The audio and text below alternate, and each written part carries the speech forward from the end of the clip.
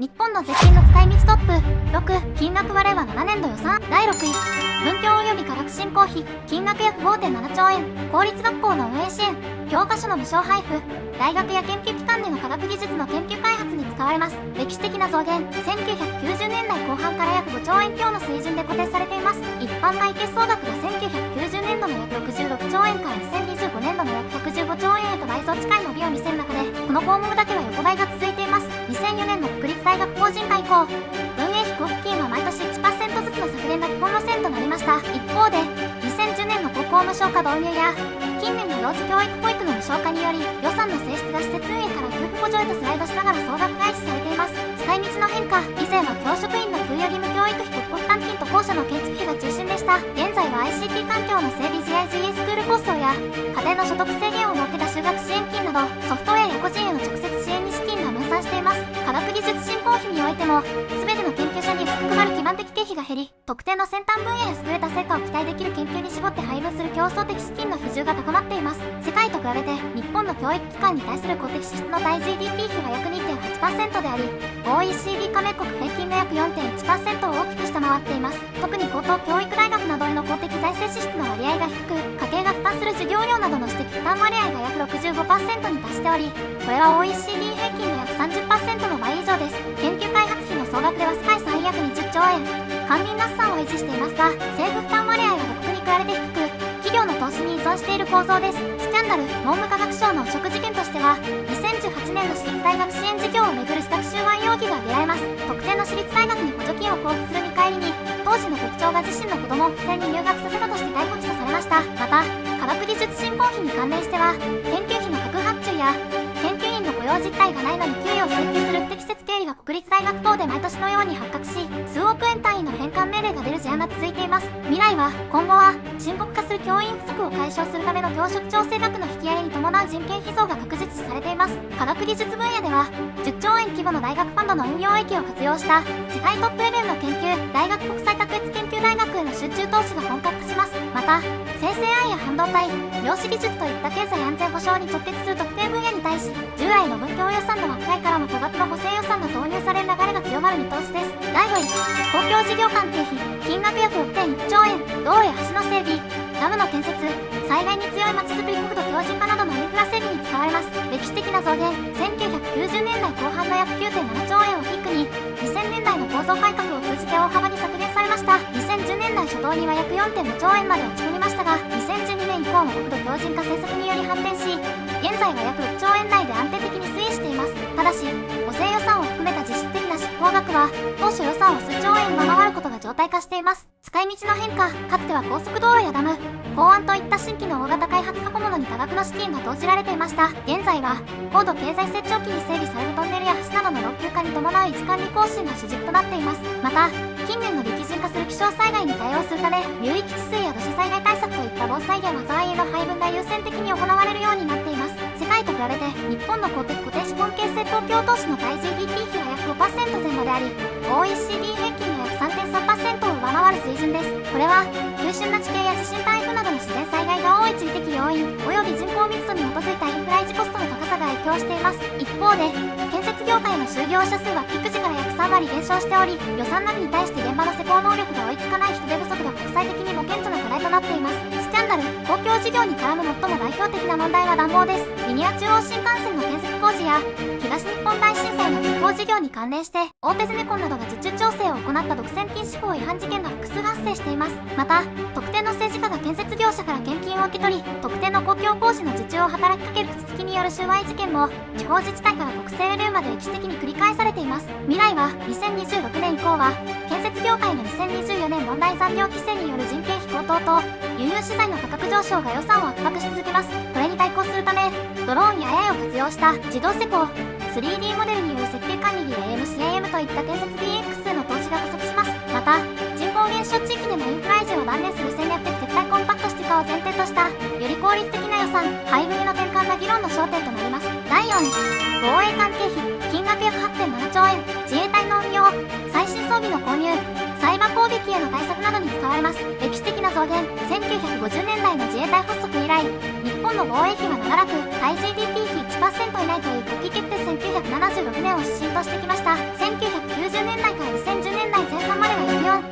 1.5兆円前後で推移していましたが、2013年以降は連続して増額されています。特に2022年に策定された防衛力整備計画により、2023年度から5年間で総額43兆円を投じる方針が決定し、2025年度予算案では約 8.7 兆円にまで急増しています。使い道の変化、かつては戦車や戦闘機、護衛艦といった正面装備の調達が中心でした。現在は相手の射程圏内から攻撃できるスタンドオフ防衛能力、長射程ミサイルや宇宙サイバー電磁波といった新領域での対応能力向上に巨額の資金が振り向けられています。また、装備品の稼働率を高めるための維持整備費や全国の自衛隊施設の耐震化火薬庫の増設といった基盤整備への配分も大幅に強化されています。世界と比べて2024年時点の日本の防衛予算額は世界第7位前後に浮上しており、ドイツやフランスと同水準の規模になっています。対 GDP 比で見ると、これまでの約 1% から 2% の同基準への引き上げ過程にあります。米国約 3.5% や韓国約 2.8% と比較すると依然として低い比率ですが、金額ベースでは世界有数の軍事輸出国となりつつあります。スキャンダル、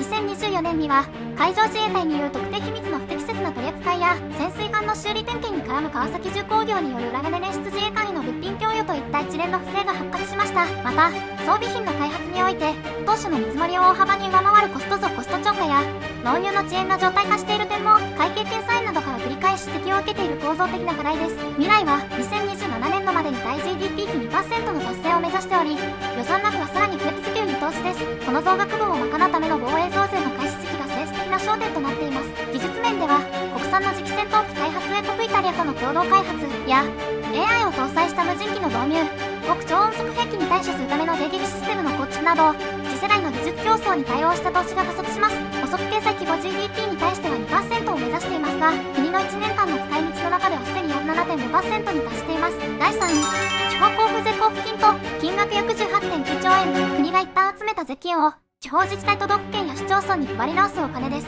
地域間の格差を埋め、どこに住んでいてもゴミ回収や消防などの公共サービスを維持するために使われます。歴史的な増減、1954年の制度創設以来、地方交付税は地方固有の財源として国が代わって徴収し、地方へ配分する仕組みをとっています。バブル期の1990年代には地方税収の増加に伴い配分額も増えましたが、2000年代の三位一体の改革により補助金削減とセットで交付税も大幅に抑制されました。その後、リーマンショックや東日本大震災、新型コロナウイルス対策などの危機対応を経て、近年は地方の財源不足を補填するために再び増加傾向にあり、2025年度予算案では約 18.9 兆円と過去最高水準の規模になっています。使い道の変化、かつては基準財政需要額の算定において、道路や橋の維持管理といったインフラ関連の比重が大きくなっていました。現在は急速な少子高齢化に伴う社会保障費、国民健康保険や介護保険の地方負担分の増大をカバーするための支出が最大のシェアを占めています。また、近年は地方創生推進費や地域デジタル社会推進費といった枠組みが新設され、移住促進や行政の DX デジタルトランスフォーメーション、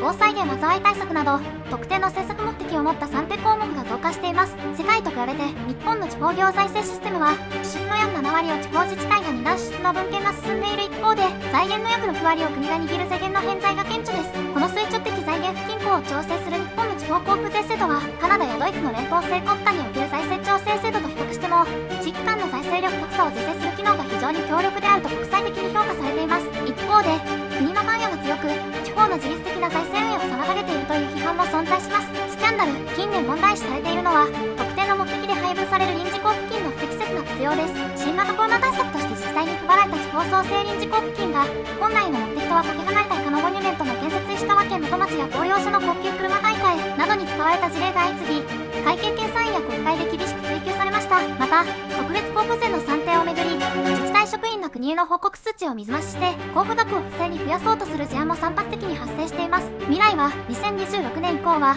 人口減少に伴う地方税収の減少と高齢化による社会保障費の増大というダブルパンチがさらに深刻化します。これに対処するため、複数の自治体が事務を共同で行う広域連携を財政的に支援する仕組みが強化されます。また、物価高騰や賃上げに伴うコスト増を交付税の算定にどう反映させるかが焦点となります。長期的には従来の人口を基本とした配分ルールから脱炭素化 GX の貢献やデジタル化の進展度など成果や努力を反映させるインセンティブなどの算定手法への転換が議論されています。第2、国債費借金の返済、金額約 28.2 兆円、過去の国の借金を返すための元本と利子の支払いです。これだけで予算全体の約 24% を占めています。歴史的な増減、1990年度には約14兆円だった国債費はバブル崩壊後の景気対策や社会保障費の不足を補うための国債発行依存により右肩上がりを続けていました。した2025年度予算案では約 28.2 兆円に達し、さらに2026年度予算案では金利上昇の影響を反映して約3兆円と初めて30兆円を突破する見通しです。普通国債の残高は2026年度末に1145兆円に達すると見込まれています。使い道の変化、国債費は債務償還費元本の返済と利払い費利子の支払いの2本柱で構成されます。これまでは低金利政策により借金残高が増えても利払い費は年間8兆円9兆円程度に抑えられてきました。しかし2024年以降のマイナス金利解除と金利上昇局面への移行により予算の比重は元本の返済から急増する利子の支払いへとシフトし始めています。2026年度には利払い費だけで約13兆円に急増する試算です。世界と比べて日本の公的債務残高の対 GDP 比は約 250% 超と先進国の中で突出して最悪の水準にあります。ただしこれまでは超低金利のおかげで GDP に対する利払い費の割合は約 1% 程度と米国約 3% 以上やイタリアより低く抑えられていました。金利が上昇する2026年以降、この支払い利息の負担率が急速に高くなり、あるいはそれ以上に悪化することが財政上の最大のリスクとなっています。スキャンダル、国債の運用や復興に関連する直接的な汚職は稀ですが、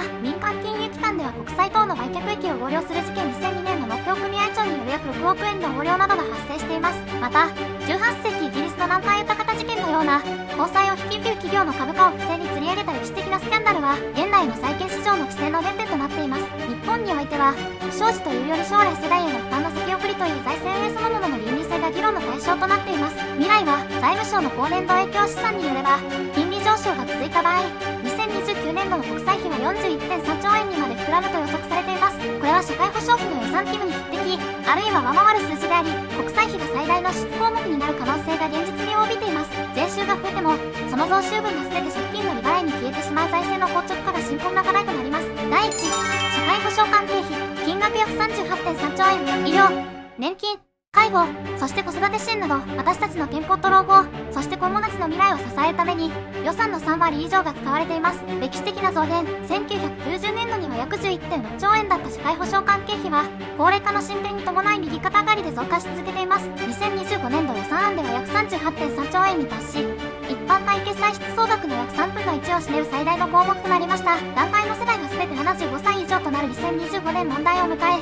医療介護ニーズがピークに向かっています。2026年度以降も、1歳あたりの人口が多い世代の高齢化により、自然増制度改正を行わない場合に増える額だけで毎年数千億円から1兆円規模の増加が続く見通しです。使い道の変化、かつては年金が社会保障費の半分以上を占めていましたが、現在は医療と介護の伸びが顕著です。2025年度の内訳では、年金が約13兆円、医療が約12兆円、介護が約4兆円、少子化対策などの福祉その他が約9兆円となっています。近年は、岸田政権が掲げた異次元の少子化対策により、子ども家庭庁予算を通じた児童手当の拡充や保育サービスの整備といった子ども子育て支援の配分が、高齢者向け予算以上のペースで増額されています。世界と比べて、日本の社会保障給付費税金社会保険料の総額の対 GDP 比は約 25% 前後です。フランス約 31% や北欧諸国約 2830% よりは低いものの、米国約 18% や英国約 22% を上回る水準にあります。日本の特徴は、現役世代向けの支出が国に比べて少なく、高齢者向けの支出年金医療に著しく偏っている点です。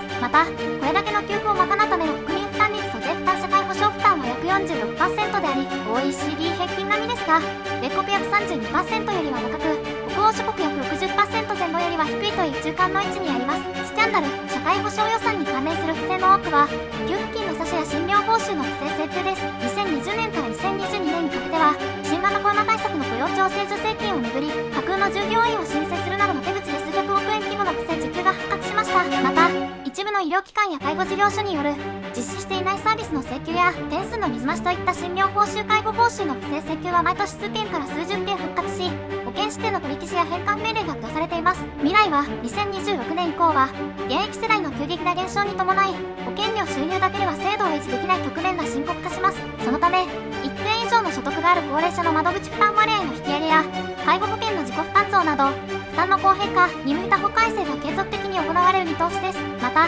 医療現場での DX 推進マイナ保険証の完全移行や電子管理の共有による重複投薬の削減など、効率化によるコスト抑制が最優先課題となります。どれも必要なのは分かりますし、経緯や背景もあります。それらを踏まえて、今後どう使うのかが常に問われています。この情報が役に立ったら、いいねとチャンネル登録お願いします。